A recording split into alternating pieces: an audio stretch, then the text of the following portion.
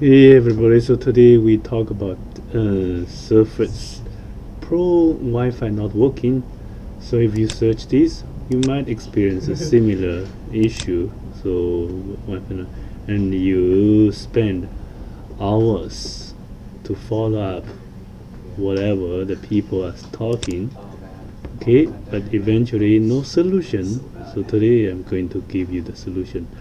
So this is just don't spend your time if you watch this video already. So just go to the online shop or your local store, buy this adapter. Okay, plug into your Surface, and meanwhile you can go to your device manager,